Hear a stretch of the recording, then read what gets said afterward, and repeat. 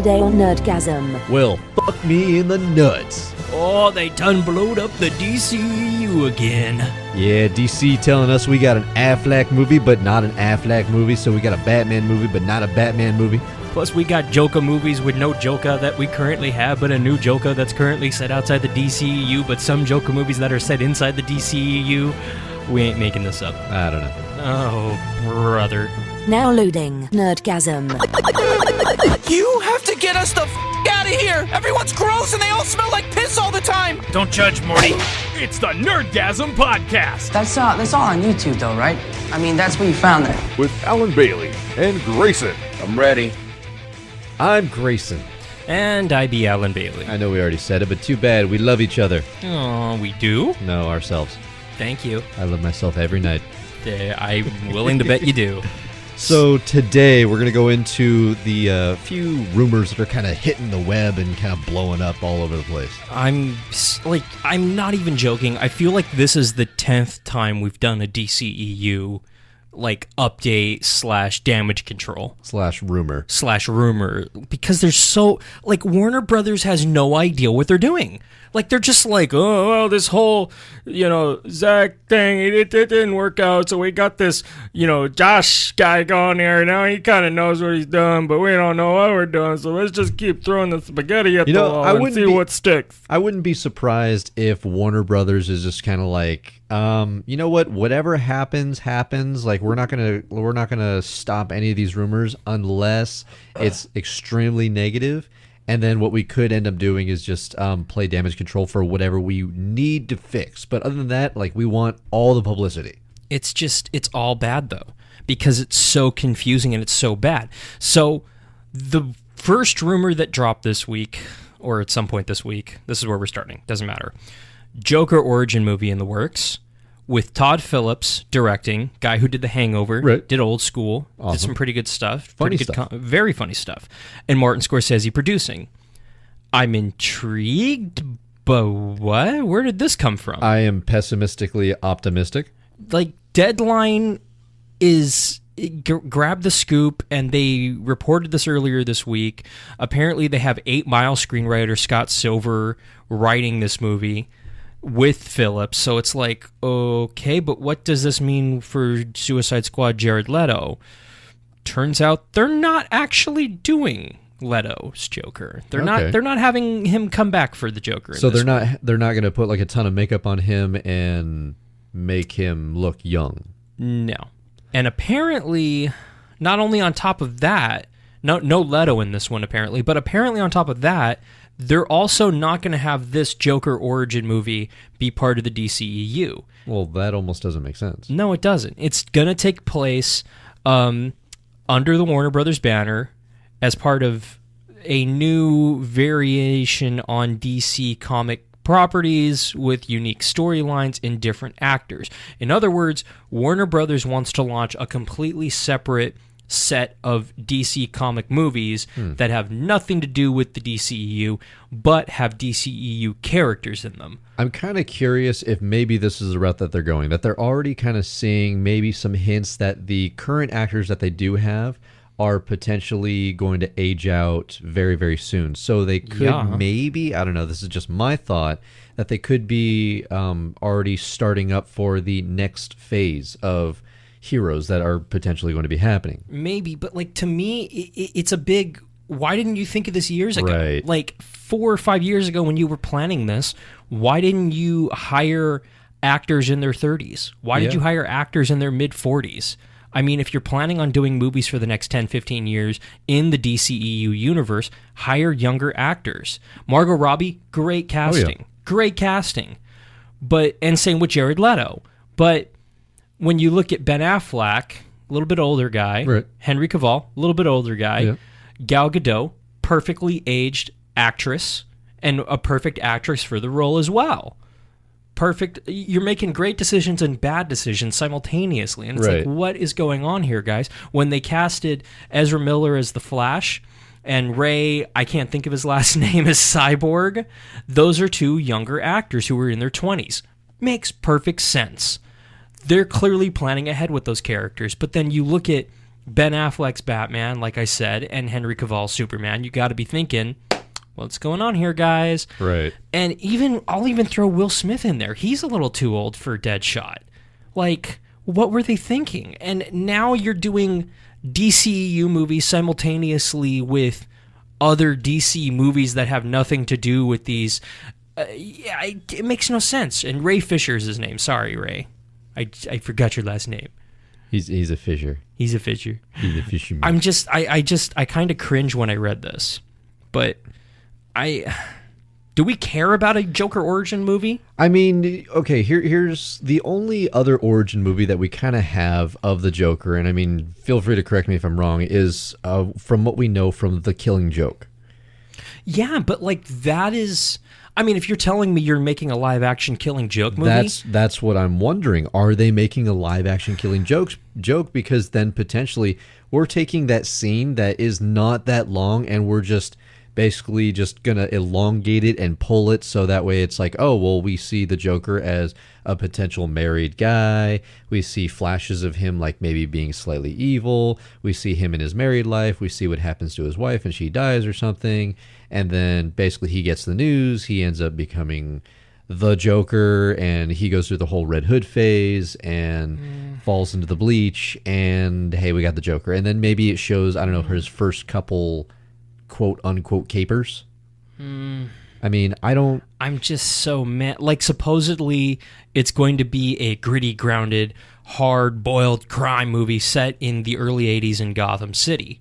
I'm interested to see Gotham City in the early 80s, but it makes no sense. Like, why would you make this movie? Because not only do they have this on their slate of movies to make over at Warner Brothers, but there's also a Joker Harley Quinn movie that we'll talk about in a little bit. Right. There is a Harley Quinn solo movie that is supposedly in developmental hell over there at Warner Brothers. There's a Harley Quinn Joker movie with the Sirens in there as well, with Poison Ivy and Catwoman. And they're doing Suicide Squad 2 that's being fast-tracked as well. What the hell is going on over there? There's too much Joker. I was going to say that it's not even... Well, the Joker is going to be involved, it sounds like, in like 4 or 5 different movies.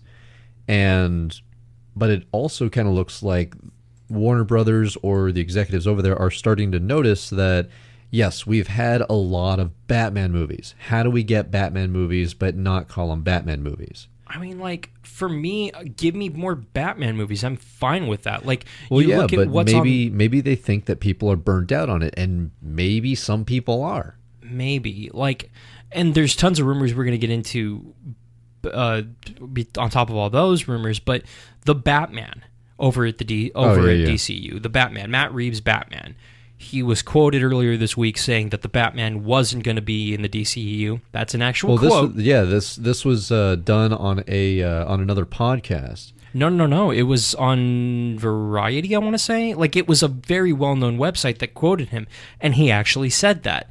He went on Twitter and went, what I meant was... So basically, he misspoke and he backtracked and said, yes, the Batman movie is going to be in the DCEU. Right, and he just went back to clarify it, basically kind of saying that it is part of the DCEU, but not, it's not... going to be cameo filled. Right, it's not filled with a bunch of other actors. It's not going to be basically kind of delving further into, let's say, Justice League-esque type of stuff. Like, it is its own story. It's its own side piece. Which I think is perfect because that's what these solo movies are. Right. And that's what they should be. Exactly. Batman v Superman is the one exception because that movie was supposed to bring Batman and Superman together and introduce Wonder Woman and give us the Trinity, which it did all those things. But it wasn't a Batman movie. It wasn't a Superman movie. It wasn't a Wonder Woman movie. It was a Trinity movie. Yeah. You look at the Batman, I feel like it's going to be exactly what Wonder Woman was, where it's 100% Wonder Woman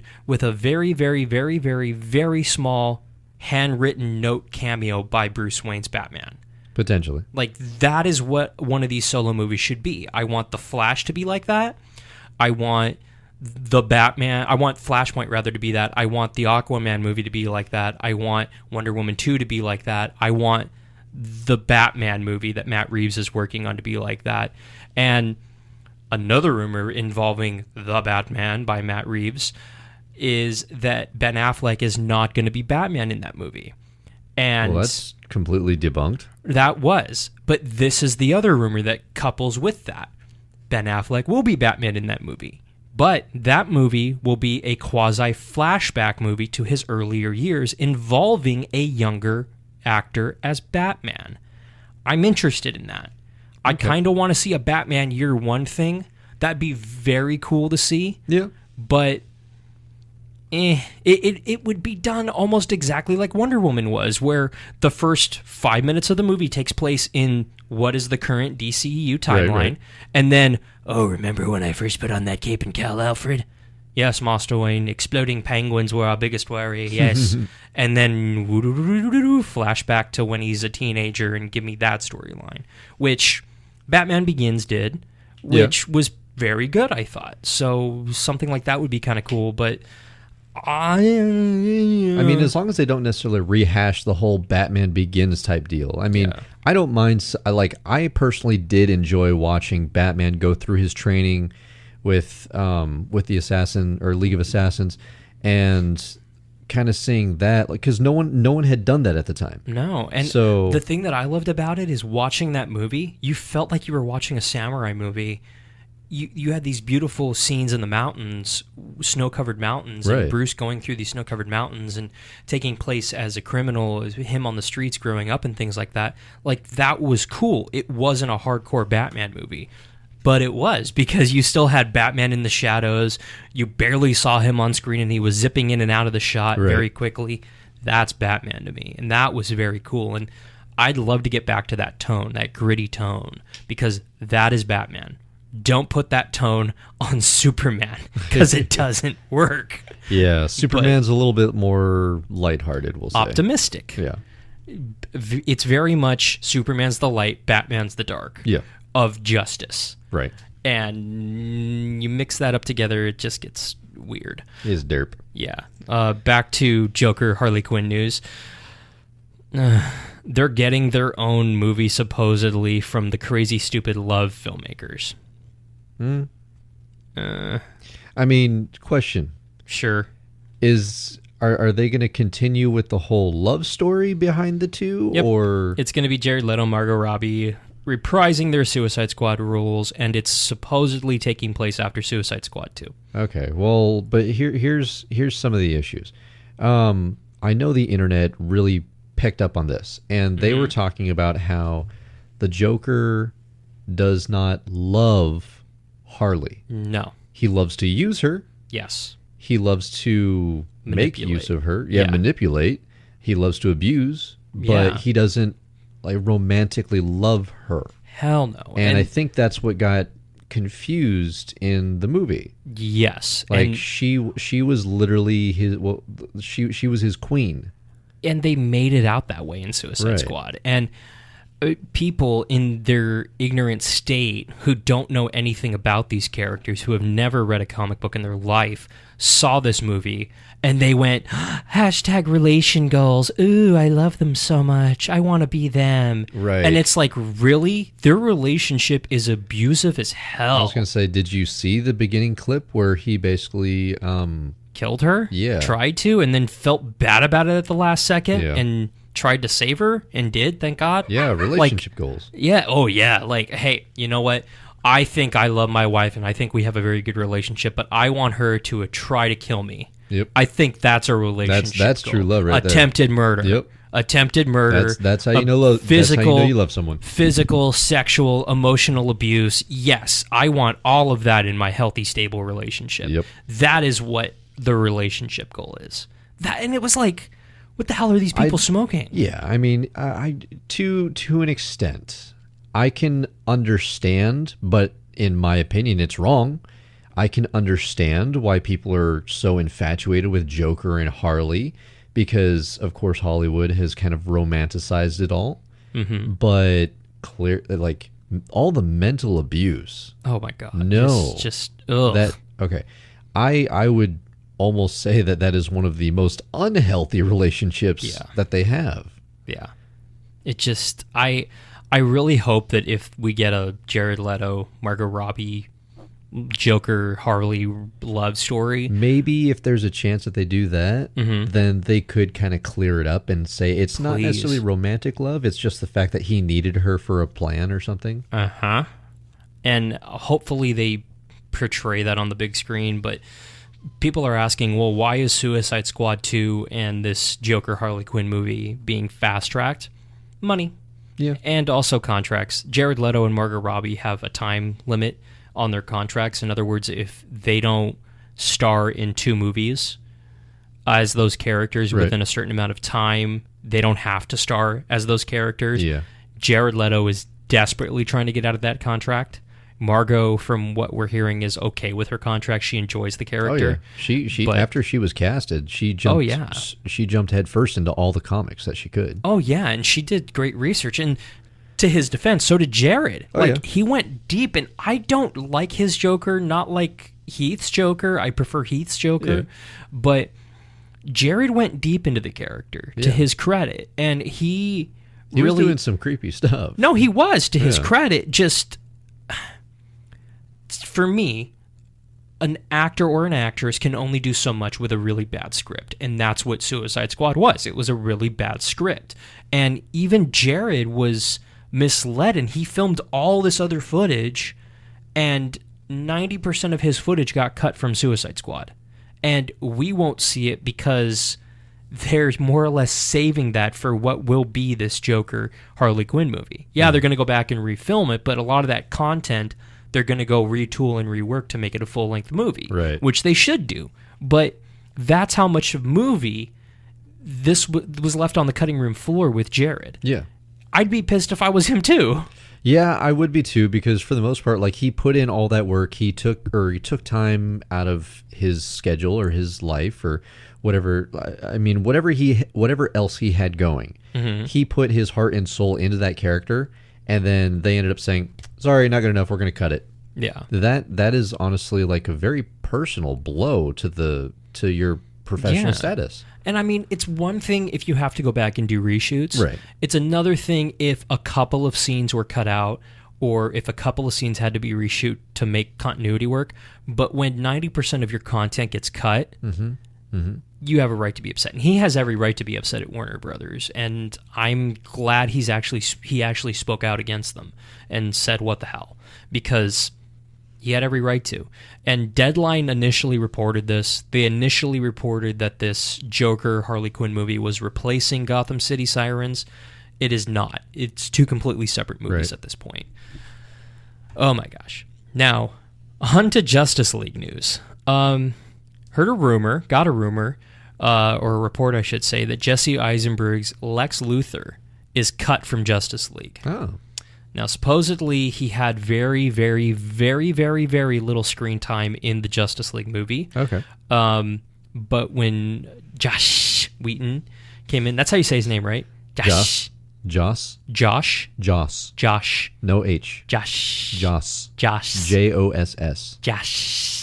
Joss Whedon.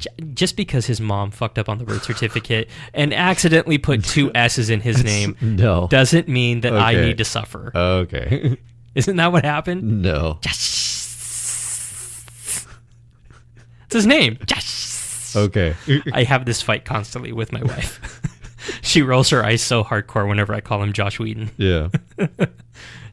Josh Whedon, when he came back, or when he came into film more or less reshoots on Justice League and took over the director role of Justice League, Jesse Eisenberg did not get a call back. Oops.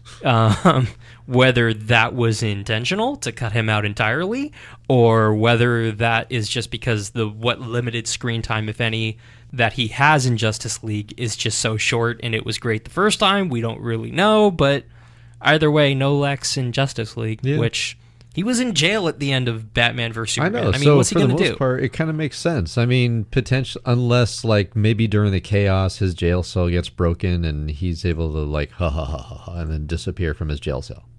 Ha ha ha ha ha. Yeah. Just, I don't know, some creepy sort of villainy laugh. Yeah. No, he's going to go to the guards. Jerry. It's Jerry. It's Jerry. It's Jerry. That's what's going to happen. But Also in Justice League reshoot news, supposedly Cyborg's tone was completely overhauled. Yeah. Did you hear about this? Yeah. Basically, they completely reshot everything with Cyborg. Yeah, they made it a little bit lighter. Which makes sense, because he's supposed to be... He's not the comic relief, but he is one of the lighter tones of the Justice League versus everybody else, him and Flash. So, I mean, it makes sense. Personality-wise, if I remember correctly, like, he's supposed to be closer to the teens? Well, no, he's definitely a teenager. No, I mean the Teen Titans. Well, and yes, he is a teen. He was a Teen Titan in the comics, and then he jumped over to the Justice League in the New 52. And they even made a joke about it in Teen Titans versus Justice League, the animated movie. Because, I mean, for the most part, like, he came from Teen Titans. Yeah. And then jumped over to the Justice League. Mm-hmm. But, I mean, he still had that rapport, and he still got along better with them. And he still wants to hang out and have fun with someone in his age bracket, and you can't exactly grab a pizza and beer with Batman or Superman or Wonder Woman. They're very stiff. Yeah. No disrespect towards them, but maybe Green Arrow. No. But I mean, the studio spent $25 million on reshoots over the last 2 months, and it completely overhauled the original movie.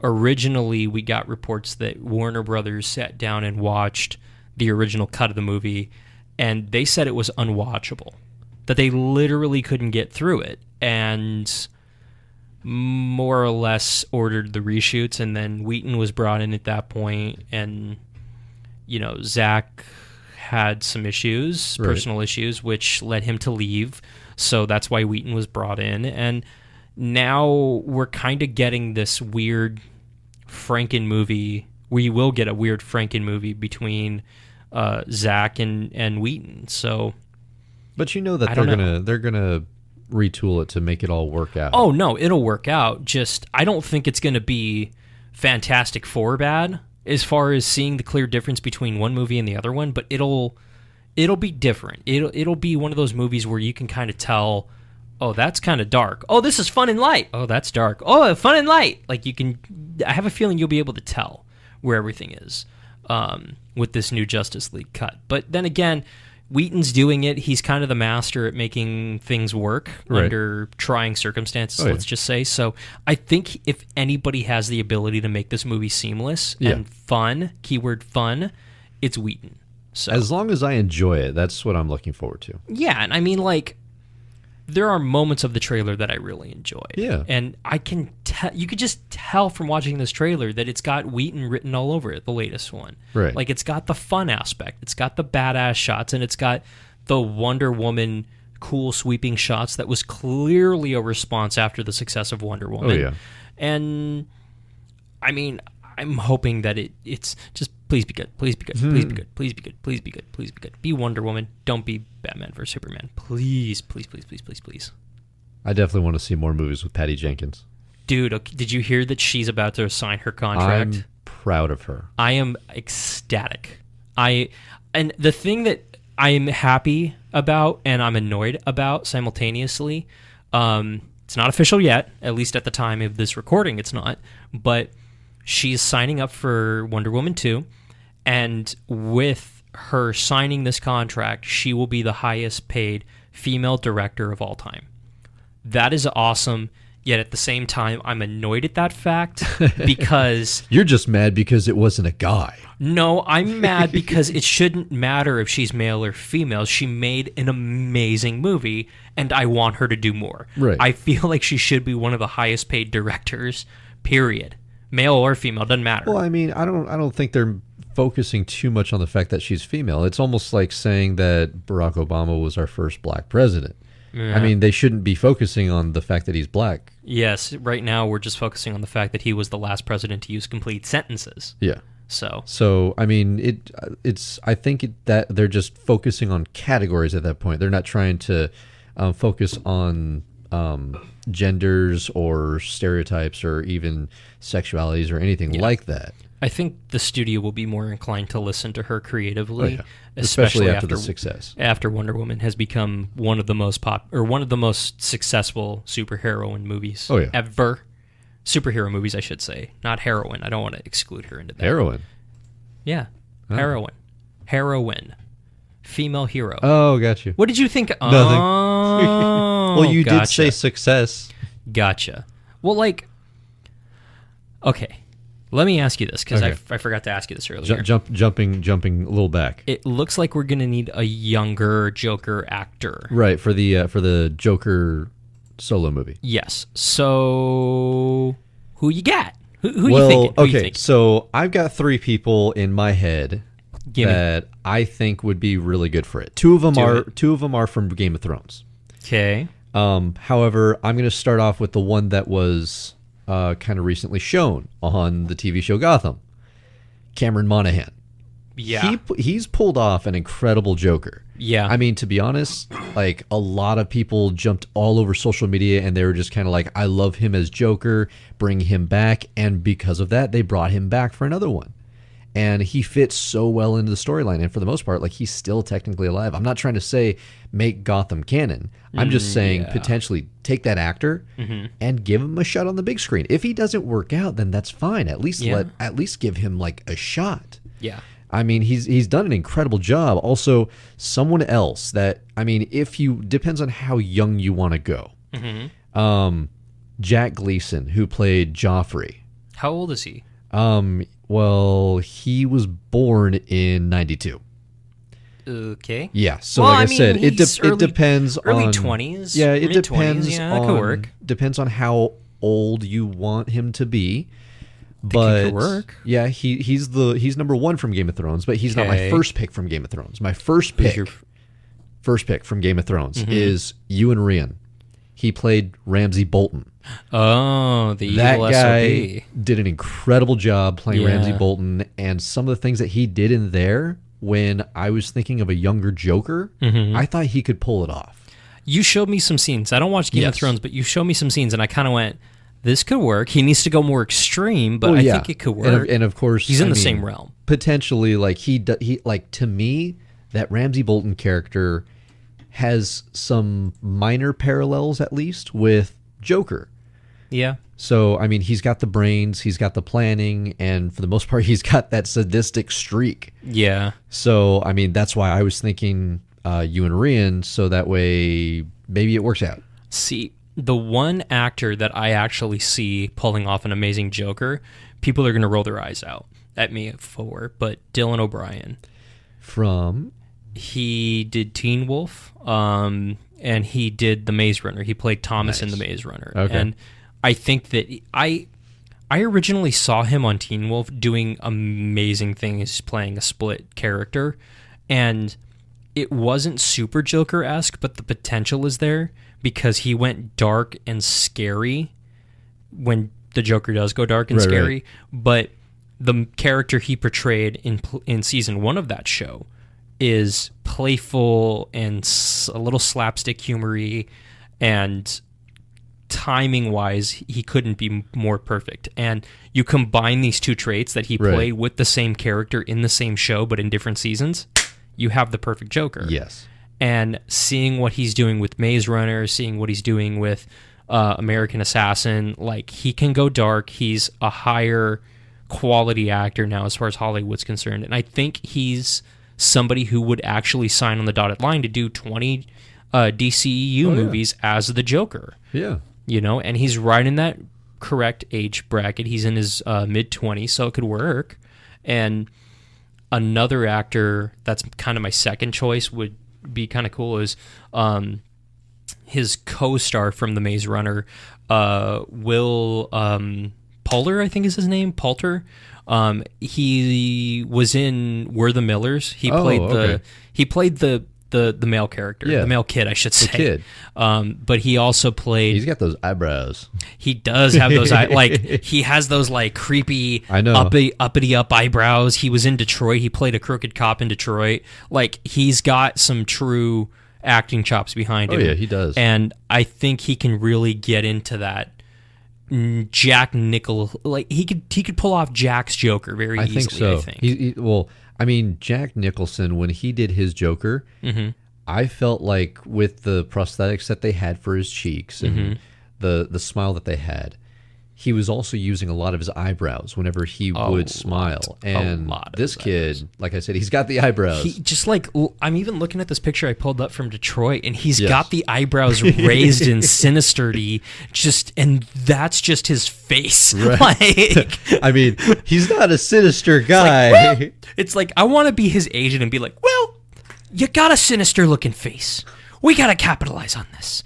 We gotta have you play the most evil son of a bitch that ever lived in DC Comics, the Joker. Oh, just because of the eyebrows? Yeah, they'd save a fortune on makeup. And at this point, the DCEU is bleeding money. We gotta do this. It's pretty much what they're gonna say to him. I like how you made his agent like a smoker. Oh yeah, like in my head, I'm smoking a stogie right now. I'm sure you are. There's like 3 women in the room just hanging out behind him for no reason whatsoever. There's like a thin layer of smoke on the top of the ceiling. Yum. It's dark. Of course. Smells of whiskey and urine. So, and then, what was it? Jumping ahead a little bit. Or jumping back on track, we should say. Yes. Maybe. The Teen Titans. Or not Teen Titans, but Titans, they had a cast. Yes, they did. They casted Starfire. Yes. I think it was Anna Diop. Yeah, I think that's how you say her name. Yeah, she was she's the wife of the main hero on 24 Legacy. Yeah, that's like the main thing she's known for. And I haven't seen a lot of her. And I mean, you paint her orange, she's gonna pull the look off. Right. But I mean, the thing that blew me away was the internet trying to rip this casting apart because, why is she black? She's white. It makes no sense because she's playing an orange alien. Yeah. I mean, nobody griped when Zoe Saldana was casted as Gamora. Right. I mean, you put the body makeup on, it doesn't You're not matter. gonna see it. It doesn't matter what skin Right. color's under there. Like, the makeup covers it. Like, if you're that racist, go join a Klan rally and just have some fun. Have some fun. Go to the Trump rally and have a great gay old time. I mean, for the most part, there's been a lot of people that, even when they were hinting at the fact that Stephen Yeun might be Nightwing. Oh, yeah. Like, that caught a lot of flack. People were not happy with that. Yeah. And then even when they were trying to say that I'm trying to remember his... correct me if I'm wrong. They were talking to Idris Elba at one point to maybe play a James Bond. That pissed off a lot of Yes. people, which blew me away because And I can't think of anybody else that would be perfect no, today. That and is honestly, a British actor killing it It's right the now. talent. It's the Yeah. talent. If you have the talent, if you can do this, then by all means take the part. If you can do better, then I don't care who it is. Yeah. By all means, take the part. Yeah. If there was someone better that we can get for, I don't know, I'm not saying that he's doing a bad job because we've already talked about this. Like, he's doing a pretty good job. If there's someone better than Ben Affleck to play Batman, then by all means, get him. Well, you just brought this up. Do you think we're ready for a black Batman? A black Batman. Honestly, I've never really thought about it. I haven't either, but Mark Bernardin brought it up on one of his Fat Man on Batman podcasts like a while ago, and it got me thinking, like, the next time we go in for a Batman casting, that's an interesting question to ask. That would be an interesting concept, because then my question is would they potentially retool the suit so that way they kind of show off the ethnicity, or are they still going to keep it all dark and black so that way like no one kind of sees? I mean, what are you going to do? Have Batman in a white suit because he's a black guy under the suit? I mean, like, I was going to say, instead of having like a black cowl, it would be more of like a lighter gray-ish. I mean, maybe. But, like, I mean, I'm just thinking of like Hollywood standards, like what they do. Like, that's just what I'm thinking about. The thing that I loved about the costume design with Ben Affleck's Batman is they brought the gray. It wasn't just black, like Hollywood is typically done. It was kind of the cartoon and some of the animated stuff where we saw the gray, the dark gray with the black emblem. That was awesome. If you give me a gray suit with the yellow logo, I'm going to lose my shit. Like, whoever's listening from the DCEU / Warner Brothers, whatever you do, the next time Ben Affleck walks through the Batcave, put an old Batman suit That would be somewhere cool. up there with the yellow logo. I'll lose my shit. They kind of did that with the R for the Robin. Kinda, not really. Like, I'm that not saying they kinda did counts, an but not incredible job. really. I'm just saying that the art style that they did it in was kind of there. I am, but I think I'm going to start the campaigning for an African American Batman, just because I think, like, my mentality is, why the hell not? Like, And put Gotham in Africa. No, you're going fucking bonkers now. No, just give me, like, sincerely, find me a great African American actor. Idris Elba. Idris Elba's just getting picked for everything, isn't he? You brought him up, so I'm thinking, like, can you imagine Idris Elba with the bat cowl on, like, interrogating you? Where are they? Like, I would just die, like, if that came out of the shadows and got in my face. Of course, if Batman did in general, I'd lose my mind. Maybe. But his particular deep resin voice, yeah, he's got a really nice voice for it. It would be terrifying in the best way possible. But see, would he keep the accent or lose it? I think keep it, because it would be awesome. So he would potentially have to maybe play a South African. So? I'm not saying that that's bad. I'm just saying that, keep like, poking holes in my shit, man. If they're doing, like, a backstory. Mm-hmm.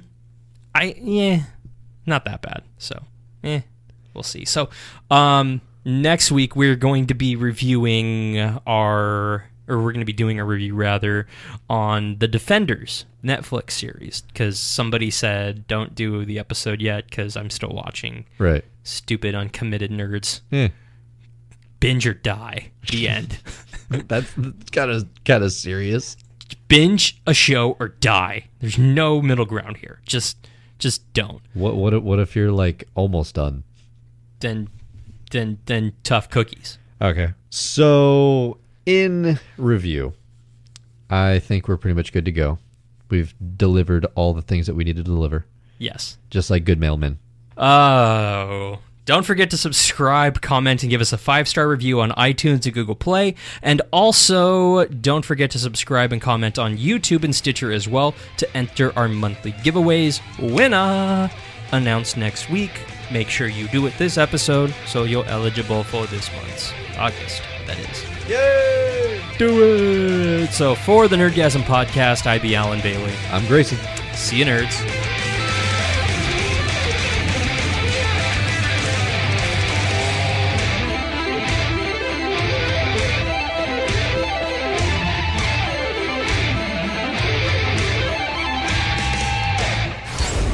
Well, that was another in a long series of regrettable life choices.